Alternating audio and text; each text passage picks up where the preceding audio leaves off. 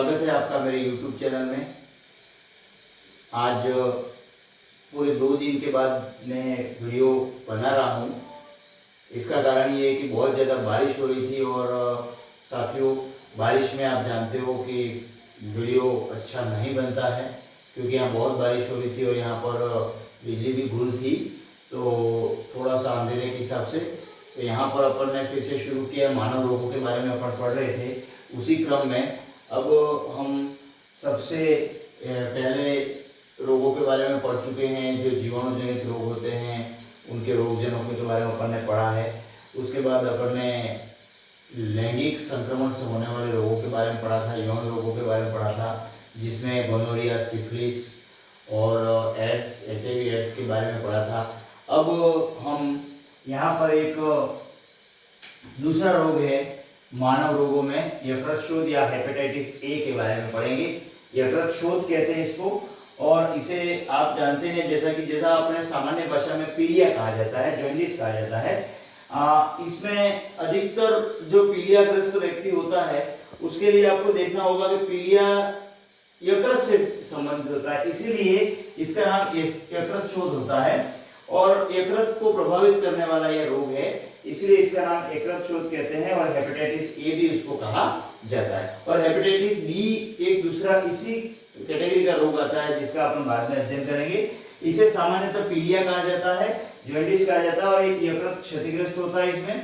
और इसका संक्रमण मुख्य रूप से, अब यहाँ पर आपको पहले भी मैंने बताया कि आपको इस तरह रोगों के बारे में पढ़ने से पहले देख लेना है कि रोग का नाम, रोग जनक का नाम और इस किससे होता है, संक्रमण किससे होता है और उसको कैसे ठीक किया जा सकता है और क्या खाने से ठीक हो सकता है और मुख्य रूप से फैलता कैसे। तो ये इसमें क्या होता है, लीवर क्षतिग्रस्त हो जाता है, यकृत क्षतिग्रस्त हो जाता है। इसका संक्रमण होता है वो मुख्य रूप से दूषित भोजन और जल के द्वारा होता है, ये आपको मुख्य रूप से याद रखना है। दूषित भोजन और जल के द्वारा इसका संक्रमण होता है। और जब ये ठीक हो जाता है, ठीक होने के बाद इसके जो रोगजनक होते हैं, वो रोगजनक विषाणु जो होते हैं वो रोगी के मलमूत्र के साथ बाहर निकलते हैं और जो बाहर फैल जाते हैं। अब इससे कंटामिनेट या संदूषित जो भी भोजन संबंधित या पानी का उपयोग अपन करेंगे, जल का उपयोग, तो इसके द्वारा इस रोग के फैलने की संभावना होती है।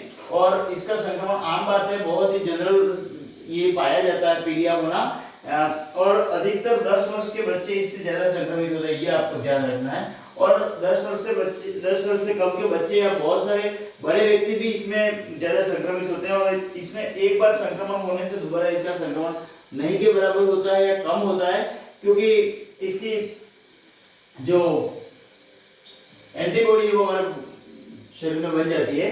तो यहाँ पर आपको ये ध्यान रखना है, अपन ने ये पढ़ा कि यकृतशोथ के बारे में, और ये आपके ये बता दूं कि ये जो यकृतशोथ हेपेटाइटिस ए है वो बहुत सामान्य बात है, लेकिन इसको ज्यादातर अगर पीलिया अगर कंट्रोल नहीं किया गया, अपन ने इसको प्रॉपर ट्रीटमेंट नहीं किया, तो ट्रीटमेंट नहीं होने के कारण ये बढ़ता जाता है और इसमें पित्त जो होते हैं, पित्त लवण हमारी बॉडी में बढ़ते जाते हैं, जिसके कारण हमारा शरीर पूरा पीला हो जाता है, आंखें पीली हो जाती हैं। और दूसरा आपने देखा होगा कि मूत्र त्याग जो होता है उसमें पीलापन होता है, मूत्र का रंग भी पीला हो जाता है।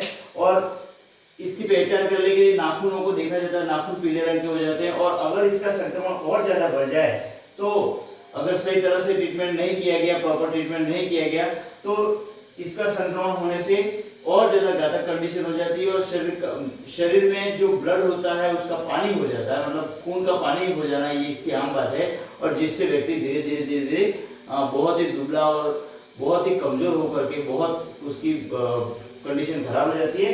तो ये इसकी लास्ट वाली कंडीशन होती है जिसमें, लेकिन ये बहुत अब कॉमन हो गया है, इसमें ज्यादा लोग इस तरह से ज्यादा डिजीज से मरते नहीं हैं और प्रॉपर इसका ट्रीटमेंट लेने के बाद इसको ठीक किया जा सकता है। तो यहाँ पर आपको ये यकृतशोथ या हेपेटाइटिस ए के बारे में मैंने बहुत अच्छी तरह से आपको बता दिया है। इसमें बहुत कम जानकारी है, लेकिन आपको जो जानकारी है उतनी अच्छी तरह से याद रखनी है। इसके बाद आपको ध्यान रखना है, इस रोग का भयानक प्रकोप 1955 और 1956 में दिल्ली में हुआ था। ये एक जानकारी के लिए बात बता दूं आपको, 55-56 में न्यू दिल्ली में इसका भयंकर प्रकोप हुआ था, जिसमें लगभग 4000 लोग मारे गए थे। ये इससे जुड़ी हुई थोड़ी हिस्ट्री वाली बात है, तो ये आपको ध्यान रखना है। तो साथियों, ये हेपेटाइटिस ए के बारे में आपको बताया गया है, जिसको यकृत कहते हैं। और अगले, ये बहुत शॉर्ट वीडियो है, इसको अच्छी तरह से आप याद कीजिए। और दूसरी बात ये है कि मैंने बहुत सारे शॉर्ट्स भी डाले हैं, तो शॉर्ट्स को आप अच्छी तरह से पढ़िए। इसमें बहुत ही इम्पोर्टेंट जानकारी मैंने आपको शेयर की है। और साथियों, आपका बहुत अच्छा प्यार मिल रहा है, और मेरे चैनल को सब्सक्राइब कीजिए और आप इसको ज़्यादा से ज़्यादा शेयर कीजिए। और देखिए वीडियो जो मैंने इसके पहले मानव रोग पे बनाया था, वो भी बहुत सारे बच्चों ने देखा है, बहुत सारे लोगों ने देखा है। तो आप इसको बार बार देखते रहिए और थोड़ी सी मेरे को मदद कीजिए, ताकि मैं और ज़्यादा यूट्यूब पे अच्छे वीडियो डाल सकूं और आपको अच्छी अच्छी जानकारी दे सकूं। इसके बाद मैं बहुत ही जानकारी वाले वीडियो भी डालूंगा, दूसरे आपके स्कूलों में संबंधित कौन कौन से प्रोग्राम होते हैं उसके बारे में भी डालूंगा। लेकिन पहले अपन थोड़ा सा पढ़ाई के ऊपर लिंक फोकस करके, अपने सिलेबस के ऊपर फोकस करके, फिर अपन बाद में दूसरी चीज़ों को बताएंगे। तो आपने ये जानकारी सुनी, और आप इसको सब्सक्राइब कीजिए और लाइक कीजिए, और कमेंट बॉक्स में मेरे सुधार के लिए कुछ और कारण दीजिए, जिससे मैं इस चैनल को और ज़्यादा ग्रो कर सकूं। धन्यवाद। वंदे मातरम। नमस्ते।